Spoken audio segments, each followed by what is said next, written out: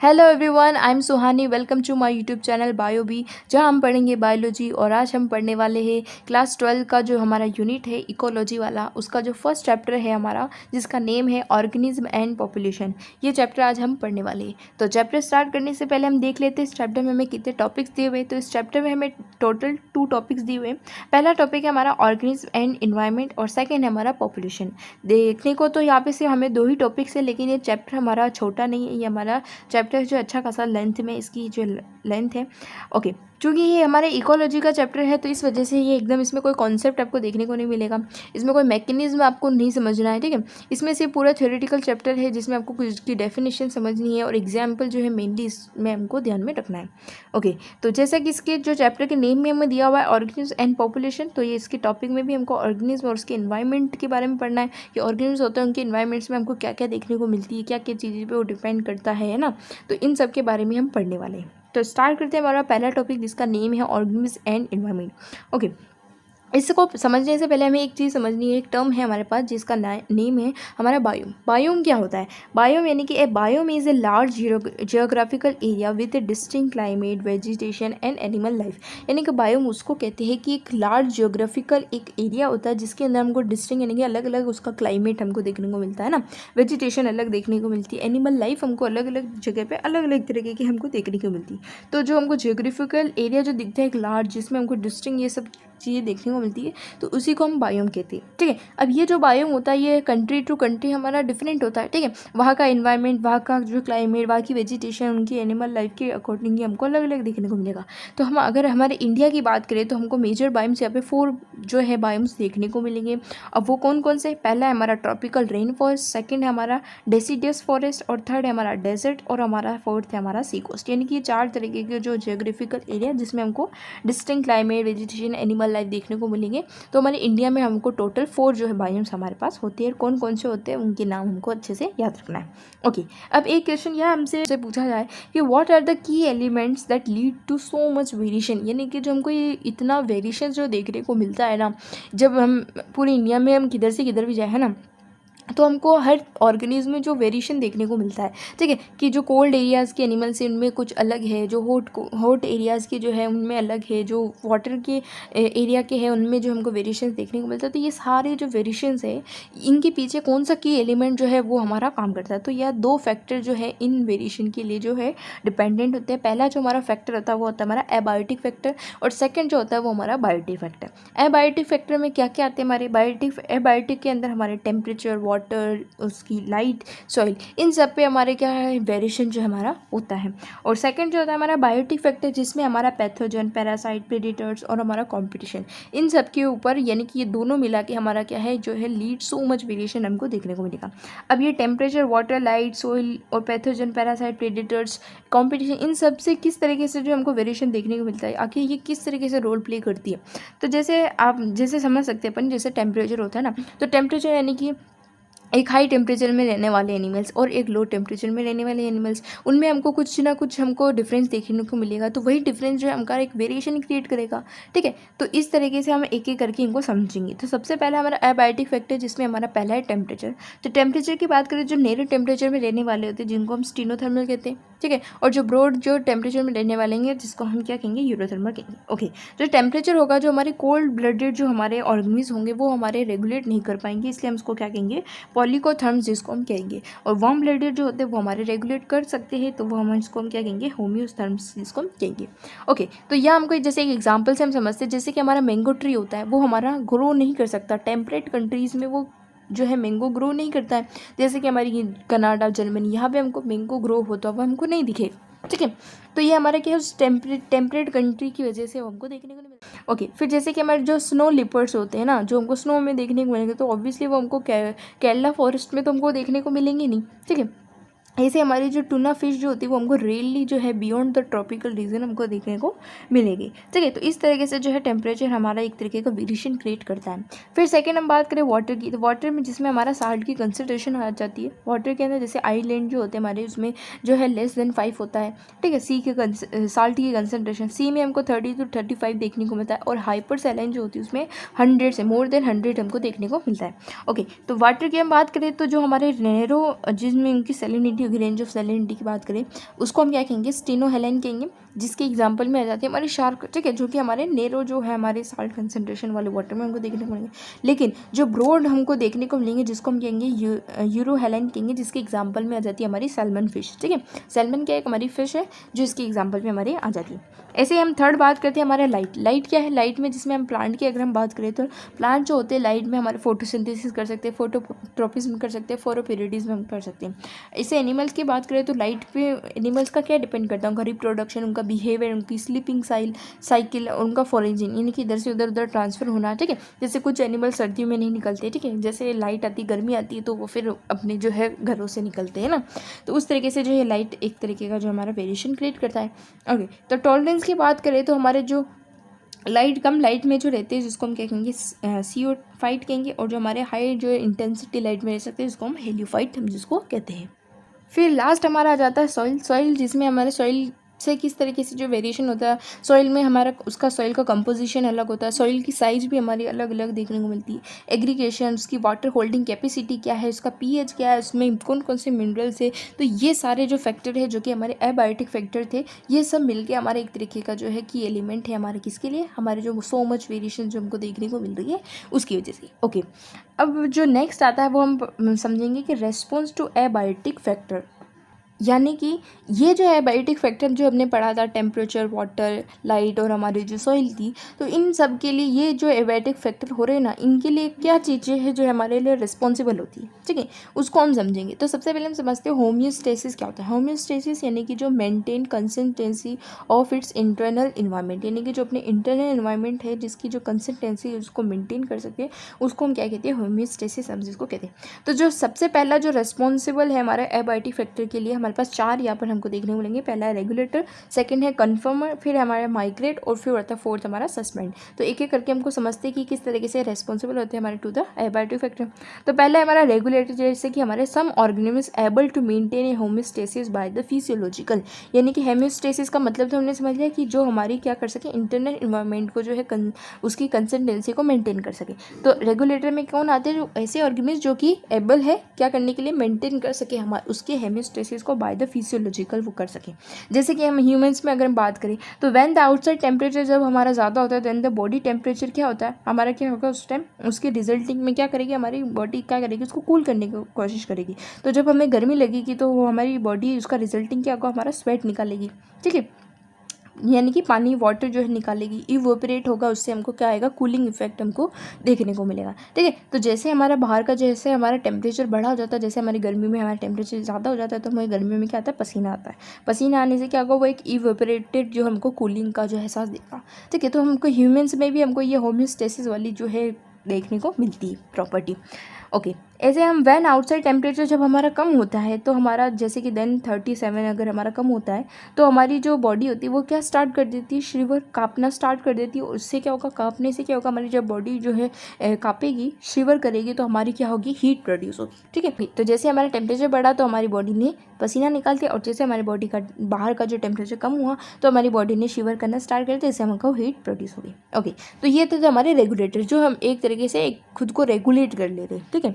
तो फिर आता है हमारा सेकंड जो है कन्फर्मर। कन्फर्मर जिसमें animals and plants whose body temperature change without ambient temperature, यानी कि ऐसे एनिमल्स, ऐसे प्लांट्स जिनका जो बॉडी टेम्परेचर जो है चेंज होता है विद ए एम्बिएंट टेम्परेचर के साथ में, ठीक है। जैसे कि जो small animals are rarely found in polar region, ठीक है, जो हमारे स्मॉल जो छोटे छोटे एनिमल्स होते हैं ना वो हमको रेयरली जो है पोलर रीजन में हमको देखने को मिलेंगे, ठीक है। क्योंकि जो स्मॉल एनिमल्स होते हैं ना उनके पास क्या होता है, लार्ज सरफेस एरिया होगा। स्मॉल एनिमल्स जो have an large surface area relative to their volume, यानी कि उनके वॉल्यूम के अकॉर्डिंग, है ना, उनका जो वॉल्यूम है, स्मॉल जो एनिमल्स होते हैं ना उनका वॉल्यूम के अकॉर्डिंग उनका सरफेस एरिया ज़्यादा है, ठीक है। उससे क्या होगा कि वो train to lose body heat fast, यानी कि जल्दी जल्दी अपने जो है बॉडी से हीट जो है क्या कर देगी, फास्ट जो है लूज़ कर देगी, ठीक है। जैसे कि जैसे हम पढ़ते हैं कि जो हमारा चाय का कप होता है ना, ठीक है, जो गरम गरम हमारा चाय का कप होता है तो उसको हम जल्दी जल्दी पीने के लिए, ठीक है, ताकि वो ठंडी हो जाए, ठंडी हो गई तभी हम उसको जल्दी जल्दी पियेंगे, तो हम उसको क्या करते हैं, कप, हम उसको क्या कर लेते हैं, कप से हम क्या कर लेते हैं, उसको प्लेट में ले लेते हैं। प्लेट में लेने से क्या होगा, उस टी का उसका सरफेस एरिया बढ़ गया, सरफेस एरिया बढ़ने से क्या होगा, जल्दी से उसकी जो हीट लॉस हो जाएगी। यही अगर हम उसको कप में रखेंगे तो उसका सरफेस एरिया वहाँ कम होगा और वहाँ पे हमारी जो है चाय कम धीरे धीरे हमारी ठंडी होगी। ऐसे हमारे जो स्मॉल एनिमल्स जो होते हैं उनका जो वॉल्यूम के अकॉर्डिंग अगर हम बात करें रिलेटिव, उनका सरफेस एरिया ज़्यादा होता है। उनका वॉल्यूम जितना नहीं है लेकिन सरफेस एरिया उससे ज़्यादा होता है। इस वजह से वो जल्दी जल्दी हीट लॉस करेगी, और हीट लॉस करेगी तो वो एक पोलर रीजन में तो कैसे ही रह सकती है, सर्वाइव ही नहीं कर सकती। तो वह they have to expend much energy, उनको ज़्यादा एनर्जी खर्च करनी पड़ेगी जनरेट बॉडी हीट को जो है हीट जनरेट करने के लिए उनको जो है ज़्यादा एनर्जी देखने को मिलेगी। इसलिए हमको जो स्मॉल एनिमल्स जो होते हैं ना वो हमको जो है बहुत ही रेयरली जो है हमको पोलर रीजन में देखने को मिलेंगे। ओके, इसके बाद थर्ड आता है हमारा माइग्रेट। माइग्रेट कौन होते हैं? जिसमें organism move away temporarily from the stressful habitat, यानी कि स्ट्रेसफुल हैबिटेट से जो है वो हमारे क्या हो जाएंगे, माइग्रेट हो जाएंगे, शिफ्ट हो जाएंगे। ठीक है, ये घर नहीं पसंद दूसरे घर में शिफ्ट हो जाएंगे। ठीक है, तो स्ट्रेसफुल हैबिटेट से हमारे शिफ्ट हो जाते हैं। जैसे कि हमारे केरुलेटर नेशनल पार्क जो कि भरतपुर में है, और जहाँ पे हमारे माइग्रेटिंग जो बर्ड्स होती है ना, साइबेरिया सुना ही होगा हमने बहुत बार, जो साइबेरिया जो हमारे पक्षी होते हैं वो हमारे क्या हो जाते हैं, साइबेरिया से उड़ के हमारे केरला नेशनल पार्क में हमारे आ जाते हैं। ठीक है, तो ये क्या करते हैं, वो एक स्ट्रेसफुल हैबिटेट में किसी पर्टिकुलर क्लाइमेट के टाइम पर वो है क्या करते हैं, वहाँ से शिफ्ट हो जाते हैं, माइग्रेट हो जाते हैं। ठीक है, वापस वो वहाँ पे चले जाएंगे, परमानेंटली नहीं रहेंगे, लेकिन किसी पर्टिकुलर क्लाइमेट के किसी पर्टिकुलर टाइम पर वो क्या होंगे, हमारे वहाँ से शिफ्ट हो जाते हैं। ओके, ऐसे आ जाता है हमारा फोर्थ, हमारा जो है वो है हमारा सस्पेंड। सस्पेंड क्या होता है हमारा, सस्पेंड का मतलब होता है कि जैसे कि हमारे बैक्टीरिया है, फंजाई है, हमारे लोअर प्लांट्स है ना, वो क्या करते हैं, हमारी एक थिक वॉल्ड स्पोर जो है हमारे क्या कर लेते, बना लेते हैं। ठीक है, थिक वॉल सस्पेंडेड, यानी कि किसी पर्टिकुलर टाइम के लिए वो अपनी जो भी हमारा काम है एक तरीके का उसको वो रोक देंगे। जैसे कि हमको सीड्स में देखने को मिले ना, सीड जो है हमारा सीड है वो उसको हम जर्मिनेट करेंगे, कभी भी हमारा प्लांट निकलेगा, लेकिन वही सीड जो है सस्पेंड हो सकता है, यानी कि वो एक डोरमेसी वाली स्टेट में भी जा सकता है, जहाँ पर क्या हुआ कि वो कम्प्लीटली डेड नहीं हुआ, लेकिन किसी पर्टिकुलर टाइम के लिए वो एक इनएक्टिव फॉर्म में चला गया।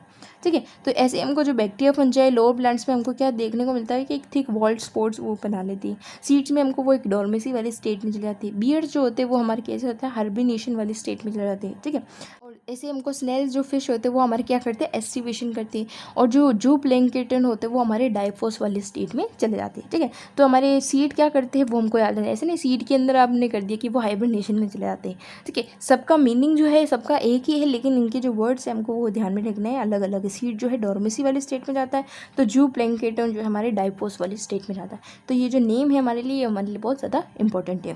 ओके, तो हम क्या पढ़ रहे थे, हम ये पढ़ रहे थे कि जो हमारा जो वेरिएशंस हमको देखने को मिल रहा था उनके लिए जो कौन से फैक्टर जो डिपेंड करते थे, जिसमें हमने पढ़ा था एबायोटिक फैक्टर और हमारा बायोटिक फैक्टर। एबायोटिक फैक्टर जिसके अंदर हमारा टेम्परेचर था, वाटर था, हमारा लाइट था और हमारी सॉइल थी। ठीक है, अब उनके लिए जो उन एबायोटिक फैक्टर के लिए जो रिस्पॉन्सिबल होते हैं उनको भी हमने पढ़ लिया, जिसमें हमारा रेगुलेटर, कन्फर्मर, माइग्रेट और हमारा सस्पेंड जो हमारा इसमें आता है, और उनके एग्जाम्पल्स हमने समझ लिए। ओके, तो एनसीईआरटी में हमको एबायोटिक फैक्टर के बारे में अच्छे से दिया हुआ है, बायोटिक फैक्टर के बारे में इतना नहीं दिया हुआ। बायोटिक फैक्टर में से हमको वो बायोटिक फैक्टर्स जो है कौन कौन से वो हमको ध्यान में रखने हैं। ठीक है, ओके, अब ये एडेप्टेशन मतलब क्या, एडेप्टेशन जो होता है हमारा, जैसे कि हमारे मॉर्फोलॉजिकल, फिजियोलॉजिकल, बिहेवियरली जो होता है, जो ऑर्गेनिज्म जो होता है वो इनेबल होता है सर्वाइव करने के लिए। ठीक है, उसके लिए वो एनवायरनमेंट जो है सूटेबल नहीं है, वो उसमें सर्वाइव नहीं कर सकता, उसमें रिप्रोड्यूस नहीं कर सकता उस हैबिटेट के अंदर।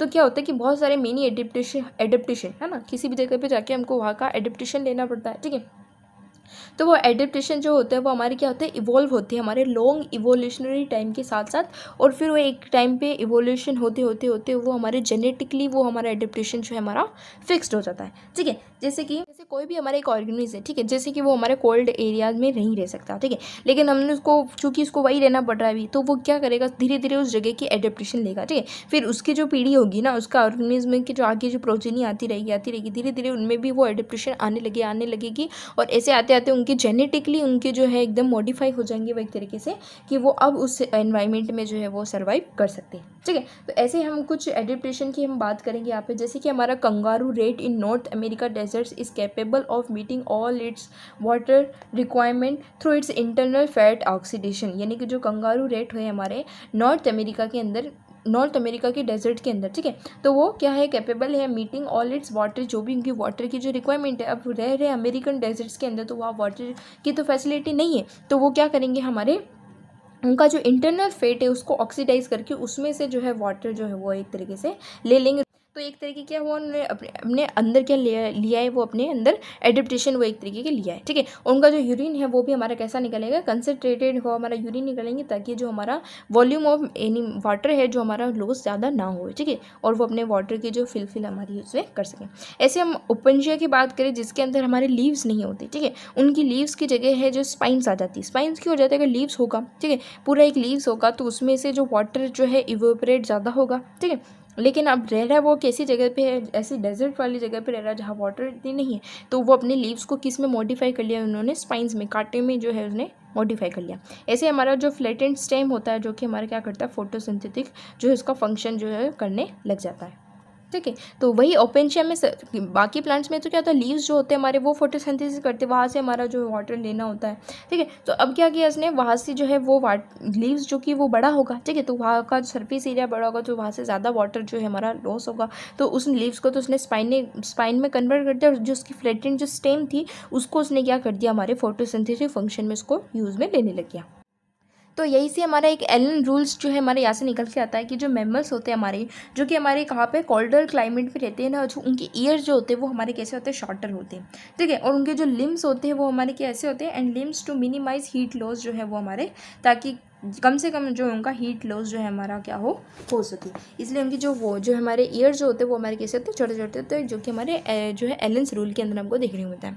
ओके, जैसे एग्जांपल हमारी जो सेल्स होते हैं उनकी थिक लेयर ऑफ फैट ब्लम्बर हमको देखने को मिलेगा। फिर नेक्स्ट आ जाता है हमारा हमारा एल्टीट्यूड सिकनेस। एल्टीट्यूड सिकनेस क्या होता है कि जैसे जो हमारे हाई एल्टीट्यूड वाले जो प्लेस होते हैं ना, जैसे कि हमारे जो मनाली के पास में और हमारे मानसरोवर के अंदर, या चाइना ऑक्यूपाइड जो तिब्बत है उस जगह पे हमको हाई एल्टीट्यूड प्लेस हमको देखने को मिलेगा, तो वहाँ पे हमने इस एल्टीट्यूड सिकनेस को हमने क्या है वहाँ पर फील किया होगा, कि जैसे वहाँ पे जो सिम्टम्स आते हैं जैसे कि नोजिया होना, ना फैटिगी होना, हार्ट पैल्पिटेशंस होना, ये सब किसकी वजह से होते हैं हमारे, because of its the low atmospheric temperature की वजह से, ठीक है, लो atmospheric pressure of the high altitude में लो एटमॉस्फेरिक प्रेशर की वजह से हमारी जो है बॉडी को जो है इनफ ऑक्सीजन नहीं मिलता है, और वो ग्रेजुअली जो है हमारी get accumulate at the stop experience altitude sickness जो है हमारी वो उसको फेस करना पड़ता है, ठीक है, जिसमें उसको नोजिया होना, फैटिगी होना, ये हमको देखने को मिलता है, ठीक है। तो यही हमको एक the body comprise the low availability of oxygen by increasing red blood cell production, decrease the binding affinity of haemoglobin and the increase breathing rate हमारी ये बढ़ा देगी, ठीक है। तो हम जब ये हाई एल्टीट्यूड वाली जगह पर जाएंगे तो हमारी बॉडी क्या करेगी, चूँकि हमको वहाँ लो ऑक्सीजन मिल रही है तो उस वजह से क्या होगा, हमारी रेड ब्लड सेल जो है ज़्यादा बनने लगेगी, और हमारा जो बाइंडिंग एफिनिटी हीमोग्लोबिन के साथ वो हमारा कम हो जाएगा, ठीक है। बाइंडिंग एफिनिटी है हीमोग्लोबिन के साथ वो हमारा कम हो जाएगा, जिससे हमारी जो ब्रीथिंग जो रेट है हमारी वो बढ़ जाएगी। तो जब भी हम एल्टीट्यूड सीखने यानी कि हम किसी हाई एल्टीट्यूड वाली जगह पे जाएंगे तो वो हमारी ब्रीथिंग रेट जो है हमारी कैसे हो जाएगी, इंक्रीज़ हो जाएगी। क्यों हो जाएगी, क्योंकि हमारी बाइंडिंग एफिनिटी ऑफ हीमोग्लोबिन कम हो गई है और हमारी रेड ब्लड सेल जो है वो ज़्यादा बनने लगेगी, ठीक है। तो इसलिए आपने एक चीज़ देखी होगी हमेशा, जो हमारे जो कोल्ड एरियाज़ में जो रहने वाले होते हैं ना, जो और हाई एल्टीट्यूड वाली जो जगह पे रहते हैं, जैसे कि हम कश्मीर के लोगों को देखें ना, तो कश्मीर के लोग और हम लोगों में क्या अंतर होगा, उनके वहाँ पे रहने वाले जो लोग होंगे उनके अंदर जो है हमको आरबीसी जो है ना, रेड ब्लड सेल्स हमको ज़्यादा देखने को मिलेगी, ठीक है। रेड ब्लड सेल्स ज़्यादा होने की वजह से उनकी जो स्किन होगी वो हमारी एकदम ग्लोइंग होगी, ठीक है, वो एकदम गोरे गोरे से होंगे, हमको उनमें जो ब्लड है हमारा वो ज़्यादा होगा, ठीक है, और उनकी ब्रीथिंग रेट में भी हमको जो है अंतर देखने को मिलेगा, ठीक है, क्योंकि उनका इन्वायरमेंट ही ऐसा, इसलिए उनके अंदर इस तरीके से एडेप्टेशन हमको देखने को मिलेगी। वहाँ के लोग हमें काले काले नहीं दिखेंगे, वहाँ के लोग एकदम गोरे गोरे हमको दिखेंगे, ठीक है, क्योंकि उनमें ब्लड अच्छा ब्लड है, ठीक है, उनके जो है फेस पे हमको एकदम ब्लड दिखाई देगा, रेड से वो एकदम पिंक ग्लोइंग हम सबको दिखेंगे। ओके, तो ये समझ में आ गया एल्टीट्यूड सिकनेस, जिसमें हमको क्या सिम्टम्स होंगे, उसका बॉडी का एक्शन हमारा क्या होगा वो हमको समझ में आ गया। तो हमारा जो पहला टॉपिक था वो हमारा कंप्लीट हो चुका है। अब हमारा जो सेकंड जो टॉपिक है वो हमारा पॉपुलेशन, जिसको हम नेक्स्ट पार्ट में हम कवर करेंगे। तो इस चैप्टर के जो हमारे नोट्स हैं हैंड रिटन PDF के फॉर्म में आपको डिस्क्रिप्शन में देखने को मिल जाएगा। तो मिलते हैं अगले वीडियो में। सो बाय एंड टेक केयर।